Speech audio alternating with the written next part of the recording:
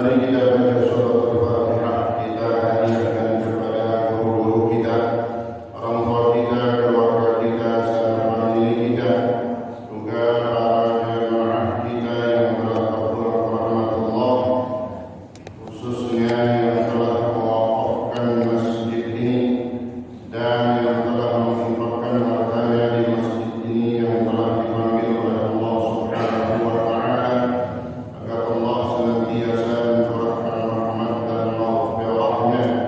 Kubur mereka semua Allah jadikan Allah min riyadil jannah.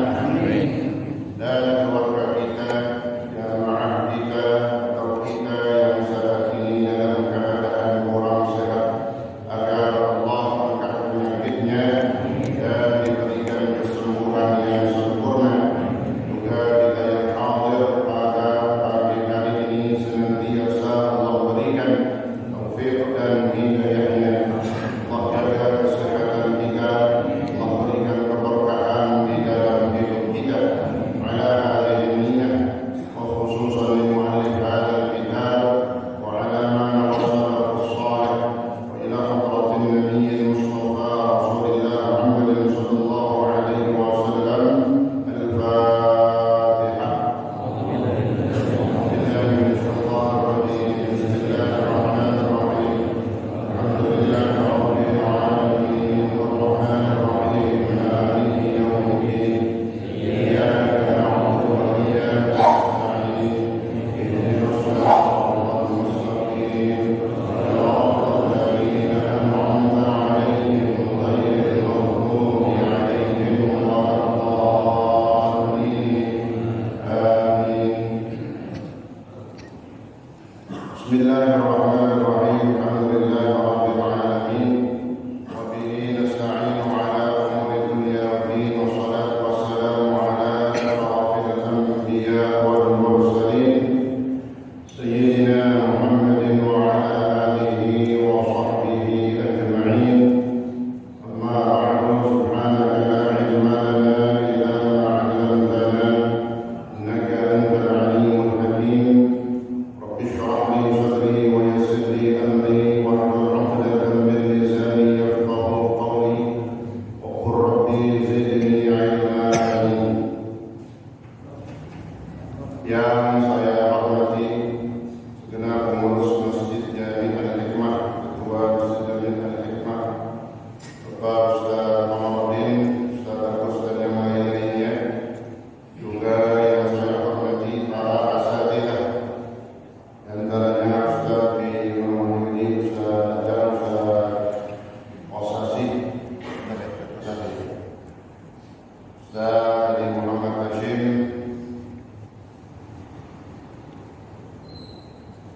Ustaz Khamsin, dan para asatidzah yang lain. Juga yang saya hormati para orang tua kita, para sesepuh, serta para tokoh masyarakat. Alhamdulillah yang hadir bersama kita, di antaranya Bapak Haji Marwah, Bapak Haji Sutarman, Bapak Haji Yusuf Asmawi, Bapak Haji Mujaddad, Bapak Haji Abdullah, Bapak Haji Yahya, Bapak Haji Syarama, dan banyak dari para tokoh masyarakat kita yang lainnya. Juga yang saya hormati para hujjah hadirin, bapak-bapak sekalian, dan segenap jemaah dari masjid-masjid dan musholah yang insyaallah kita semuanya dimuliakan Allah Subhanahu wa Ta'ala. Alhamdulillah, syukurillah pada pagi hari ini, hari Yaumul Itsnin, bagaimana pengajian yang telah kita lakukan, Allah Subhanahu wa Ta'ala masih terus memberikan seluruh nikmat dan karunia-Nya. Terlebih di pagi hari, harinya hari Senin, kemudian semalam pun sudah diguyur dengan hujan. Dan Isya, alhamdulillah, ya, rahmat Allah berikan keberkahan kita bisa berada pada pagi hari ini. Rasulullah sallallahu alaihi wasallam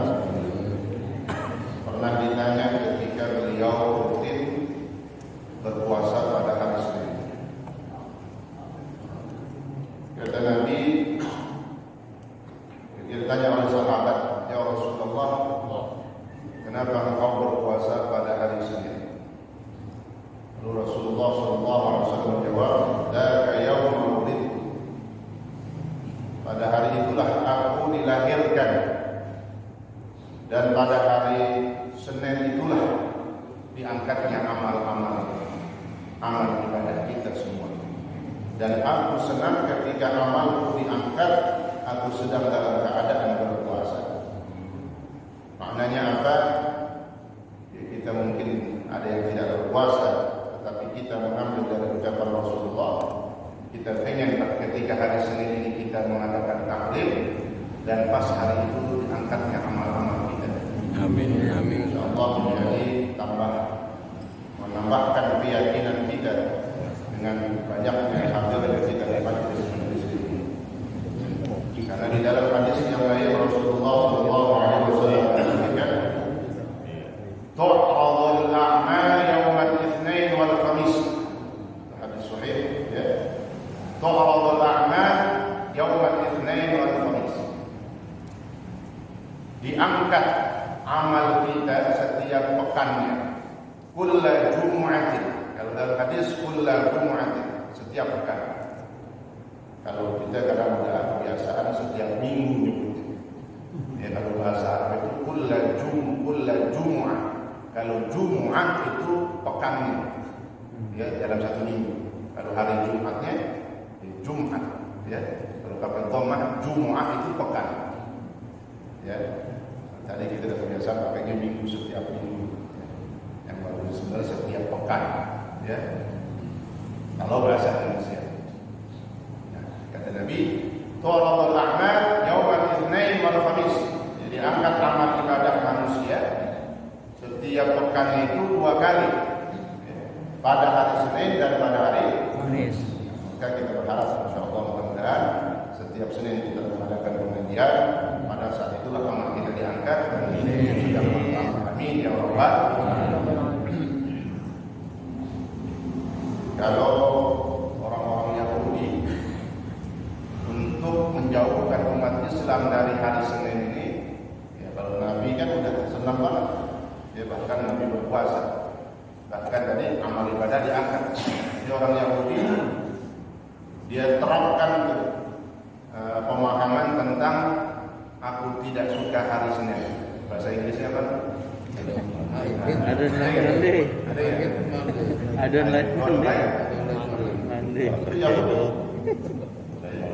Untuk menghilangkan kesenangan kepada hari Senin.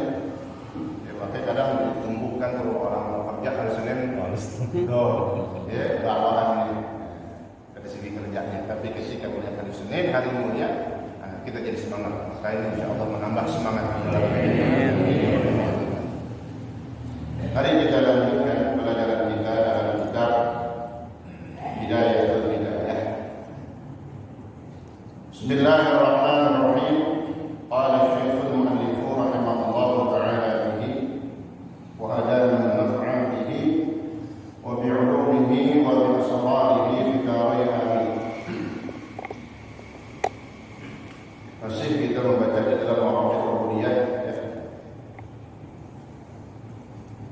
Wa in kana niyyatuka wa qasduka bainaka wa bain Allah ta'ala min talabil ilmi al-hidayah. Dan apabila niatmu dan tujuanmu menuntut ilmu antara engkau dengan Allah, tujuannya kau menuntut ilmu itu hanya satu, yaitu al-hidayah. Ya, tentu banyak niat-niat yang lainnya mencari ridha Allah. Ya. Di antaranya untuk terus mendapatkan hidayah.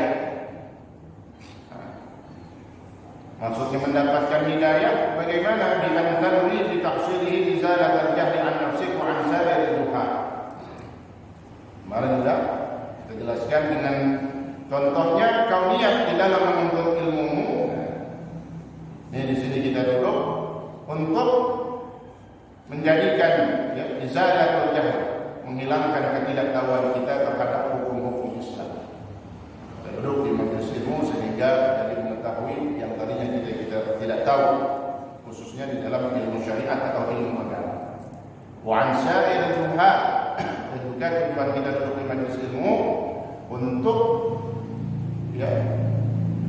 menghilangkan ketidaktahuan dari orang-orang lain, orang-orang yang masih nggak tahu hukum tentang Islam. Ketika kita bertukar pikiran dengan mereka, kita pernah belajar, yang kita tahu kita sampaikan. Itu tujuannya. Bukan karena maksud supaya bangga-banggaan, supaya dibilang pergi lagi nongkrong. Jadi kita ditanya haji. Ketika habis jelasin dibilang lu kayak ustaz ya enggak. Tujuan kita supaya dia tahu, supaya ilmu ini menyebar dan agama itu terus terjaga.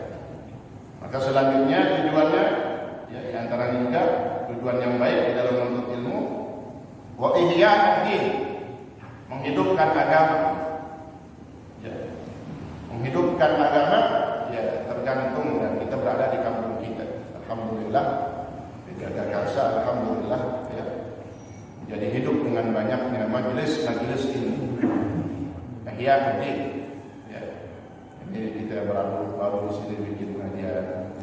Makanya kita menyesal ataupun kita sedih juga ketika dalam satu masjid udah nggak dibuka lagi pengajian. Ada banyak orang kafir jadi mereka kalau diupload benar-benar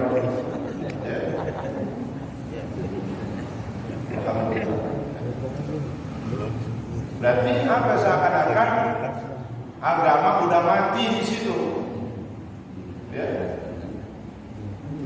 Seorang kelas tabi'in Imam Sufyan Ats-Tsauri radhiyallahu anhu ketika melewati satu kampung yang enggak ada majelis ilmunya, beliau lewat situ cepat, enggak lama-lama. Takut ada apa terjadi dalam dirinya ketika melewati kampung yang di situ enggak ada pengajian. Beliau kalau lewat tempat itu cepat segera supaya enggak lama-lama di situ. Lewatin dan buru-buru lebih selamat. Kenapa? Qad mata al-ilmu fihi, telah mati ilmu di kampung itu. Ya Allah. Kalau ilmu enggak ada, majelis ilmu enggak ada, kan gelap. Arti kegelapan itu Kalau ilmu, apa kata Nabi? Al-ilmu nur. Ilmu itu cahaya. Ketika diri kita isi dengan ilmu, maka bercahaya hati kita. Nampak yang halal, nampak yang diharamkan sehingga kita jauhkan. Keluarga kita pada ngaji, maka bercahaya keluarga kita. Kampung kita ada pengajian, maka bercahaya. Semuanya, segala sesuatunya bisa dimusyawarahkan. Apapun permasalahan di kampung itu, insya Allah dengan ada pengajian akan hidup dan akan mendapatkan keberkahan di kampung itu. Nih, wa ahya'ud-din. Jadi menuntut ilmu juga diantaranya tujuannya untuk menghidupkan agama kita. Artinya ketika sudah tidak ada orang yang belajar menuntut ilmu, maka agama mati. Kalau agama sudah mati, kita tidak tahu kan? Di Tangerang masuk berapa orang musola. Kita punya anak kata ada yang masuk beberapa kali. Nah, udah nggak ada pengajian di sini, udah nggak ada apa lagi, sholat berjamaah. Hanya tetap keadaan seperti ini jangan justru menjadikan keadaan COVID ini jangan menjadikan kita ketakutan yang tidak beralasan atau berlebihan. Berlebihan. Wa ibqa' al-Islam bil 'ilmi. Juga di antara tujuan kita menuntut ilmu apa? Mengabadikan Islam, menghidupkan Islam dengan ilmu. Supaya Islam ini tetap jaya, supaya Islam ini tetap dijalankan di dalam negara kita, maka harus ada majelis ilmu, pengajian-pengajian ilmu. Alhamdulillah, pengajian kita berjalan terus. Yang paling tutup, insya Allah buka. Karena ini bagian daripada menjaga Islam. Tinggal gampang jawabannya dari ulama. Kalau ada pejabat datang melarang pengajian, berarti dia mematikan Islam. Karena orang ada pengajian, ada majelis ilmu, ibqaul Islam. Jadi menjaga Islam. Ya. Udah nggak bisa ngapa-ngapain, jangan larang. Diem aja, mendingan dah pilih selamat. Ya. Jadi kalau kita mau balikin bisa sebagai hak kita sebagai penuntut ilmu. Bapak jangan ngapa-ngapain, jangan pakai larang. Kalau melarang berarti mematikan Islam. Agamanya apaan? Ya, tapi alhamdulillah. Ya pejabat kita pada kirim aja mendingan dah. Semprot Ustaz. Kagak jumbang kagak. Datang ke masjid ngelarang. Ya, orang Jumat lah, kerja alhamdulillah. Sekarang ya, tekanannya bukan ke masjid atau tempat ibadah, tapi tempat-tempat yang lain. Ya. Wadarul akhirah. Tujuan menuntut ilmu yang baik niatnya adalah juga untuk ya, bekal menuju akhirat. Bekal menuju akhirat. Ini bagian bekal. Bekal kita. Apa bekal? Sangu orang Jawa, sangu. Jawa Malang. Kita kemudian kalau ketua kamar, jaluk sangu, betul kan? Jaluk sangu minta apa? Minta bekal. Yang banyak. Bekal. Kalau bahasa Al-Quran apa? Zat. Boleh, maka diperintahkan kita berbekal. Wa tazawwadu fa inna khairaz zad at-taqwa. Dan berbekallah kalian, cari bekal di dunia. Memang hidupnya kita di dunia, cari bekalnya di dunia. Untuk apa? Untuk akhirat. Wa tazawwadu, dan berbekallah kalian. Karena sesungguhnya sebaik-baiknya bekal adalah at-taqwa. Nah, ini bagian dari takwa kita. Ya, duduk di majelis ilmu merupakan bekal untuk akhirat kita. Waridallah, ini dia. Ya, masuk tujuan duduk di majelis ilmu, nggak ada niat kita yang lain kecuali yang paling mulia adalah mencari ridha Allah. Kalau udah diridhoi kita, keluarga kita, usaha kita, bisnis kita, ya, dan juga semua di sini yang banyak yang punya hajat, insya Allah dengan Allah ridha kepada kita. Amin. Rasulullah ilmu, maka insya Allah yang punya hajat semuanya dikabul oleh Allah. Amin. Amin. Amin. Dan insya Allah mudah-mudahan semuanya dimudahkan oleh Allah Subhanahu wa taala. Amin. Wa tanwi bidzalika asyukra ala ni'matil 'aqli.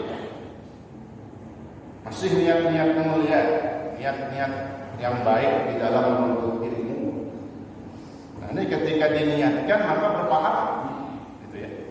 Kita ingat hadis innamal a'malu binniyat. Sungguhnya amalan itu tergantung daripada niatnya. Nah, wa tanwi, dan kau niat juga dengan menuntut ilmu. Niat apa? Syukur ala ni'matil aql. Bersyukur kita kepada Allah. Duduk di majelis ilmu, mengaji, bersyukur namanya. Bersyukur apa? Atas nikmat akal. Akal, karena manusia dibedakan dengan makhluk yang lainnya, dari binatang ataupun yang lain-lainnya, dengan apa aja? Akal. Maka orang yang bisa menuntut ilmu, mengaji, ya, duduk di majelis ilmu, nah berarti dia bersyukur terhadap nikmat akal. Allah kasih akal, lalu akal ini mengarahkan kepada kita untuk yang baik. Itulah fungsi akal. Alhamdulillah akal kita masih sempurna dan nggak ada yang kurang. Ya. Nggak ada yang kurang sepapat setengah. On gitu. Ya, alhamdulillah sempurna. Jadi setengah gitu. Sebab kalau ada yang kurang akalnya dia nggak kemari. Bukan ngatain, bukan. Mungkin yang ada kan bisa tidak lagi sakit, ya, atau lagi ada putus, lagi ke puncak, ke mana gitu. Artinya ketika dia punya pikiran tentang pengajian, nah itu namanya bersyukur terhadap nikmat akal. Wa ni'matu sihhatil badan, dan juga niat bersyukur kepada Allah atas nikmat apa? Sehat badan. Alhamdulillah. Ya. Yang sehat pada datang. Bahkan yang sakit meriang-meriang ini bukan COVID, bukan pilek wajar. Ya, pilek beda ya. Sama COVID meriang-meriang ini. Makanya jangan ke dokter dah. Lambung doang 3 minggu dirawat, tiba-tiba tesnya setelah itu hasilnya keluar apaan? Hampir semua negatif.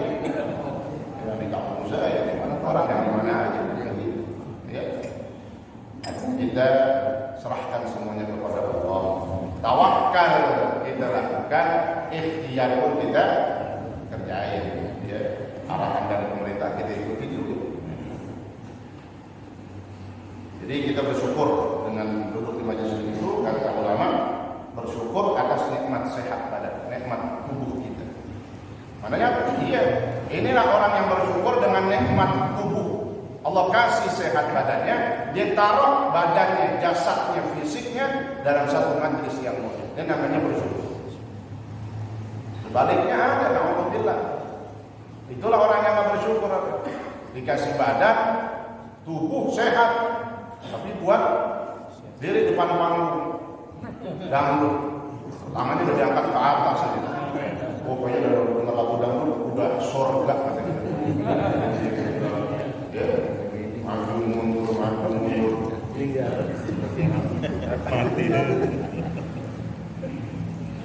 Ini nggak apa-apa lewat ya, nggak apa-apa lewat ya. Lewat. Tendang ya. Ya harus. Duna mujarradil riwayah. Ini katanya. Ya.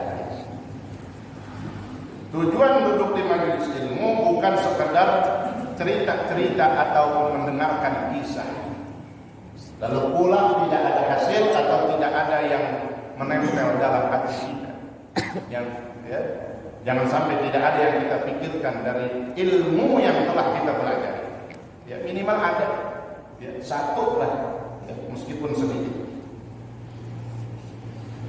Nah, kalau tujuannya seperti itu, ya, yang baik-baik itu semuanya tadi, maka kata pengarang kitab Hidayah, ya, Imam Ghazali mengatakan, fa'abashir, maka berbahagialah. Kenapa? Fa innal malaikata tabsutu laka ajnihataha. Karena niat kita mulia dari tadi menghilangkan kebodohan dalam diri kita, menghilangkan kebodohan orang lain, kemudian menghidupkan agama, menghidupkan kampung, menjaga Islam supaya tetap ya terjaga dan bisa terus dilaksanakan syariatnya untuk bekal akhirat, untuk mencari ridha Allah. Apalagi tadi bersyukur atas nikmat akal, bersyukur atas nikmat tubuh. Karena tujuan itu, maka kata Imam Ghazali berbahagia. Berarti itu benar ya, maka berbahagia. Kenapa? Karena para malaikat menggelar, membuka sayapnya. Tabasutulaka, membuka sayapnya. Ayradhan bima tatlub. Tabasutulaka ajnihataha. Karena malaikat buat orang yang menuntut ilmu rela. Bahasa Indonesia di kalau di sini redha. Malaikat redha. Redha apa? Dia buka sayapnya untuk alas kakinya orang yang menuntut ilmu. Itu hadisnya ada. Innal malaikah ya la tadha ajnihataha. Itu hadisnya. Sesungguhnya para malaikatnya Allah meletakkan di mana? Di bawah. Di sini bahkan dikatakan witoan sebagai hamparan. Untuk apa? idza masyaita, kata Nabi Musa, untuk jalan ketika kau berjalan menuju majelis ilmu. Itu dari mana aja? Ada yang dari samping masjid, ada yang sebelah sana. Yang paling jauh mana? Hah? Kamu mana? Ya, terus naik sebelah. Yang perlu dilihat katanya bahwa kata ulama, ajnihatul malaikat. Ini bukan sayapnya, bukan sayap kanan sayap kirinya pemain bola. Ini bukan sayapnya malaikat, sayap burung bukan. Ini sayapnya malaikat, kata ulama muqaddasah. Apa maksudnya? Suci dia. Malaikat apa tuh? Sayapnya malaikat. Tapi untuk orang yang keluar dari rumahnya, dari kamarnya untuk menuntut ilmu, datang kemari contoh. Ridwan bima tatlub, redha malaikat, dia taruh, dia hamparkan sayapnya, witaan untuk hamparan alas kakinya orang yang menuntut ilmu. Ini satu keistimewaan yang luar biasa. Ini nggak main-main. Ya, yang jelas itu yang pertama adalah ilmu syariat, ilmu agama. Ya. Dia termasuk juga seandainya kita dapat anak-anak kita di pesantren, yang anak pesantren yang lebih banyak, kita mencari tujuannya pendidikan agama. Saya ambil keterangan hadis ini, ada cerita sedikit ya. Dari guru saya Musa bin Abdullah bin Masyarqi radhiyallahu anhu. Ketika ada yang mendengar hadis ini, ada seseorang yang menganggap remeh main-main dengan hadis ini. Kali itu malaikat letakkan taruh yang tadinya mulia di atas jadi di bawah untuk hamparan jalannya orang yang menuntut ilmu. Ini orang yang meledek ini ngelihat ada orang keluar untuk mengaji, menuntut ilmu, tapi keluarnya buru-buru. Karena mungkin tidak telat, kan? Mengejar waktu. Berarti kalau di jalan menuju majelis ilmu kan berarti jalan di atas sayapnya ada malaikat. Nah, ini ada yang meledek. Jangan buru-buru, pelan-pelan aja. Entar sayap malaikat patah, rusak. Istihzaan lebih tujuannya ngeledek. Justru tadi ketika kita mendengar hadis ini kita subhanallah.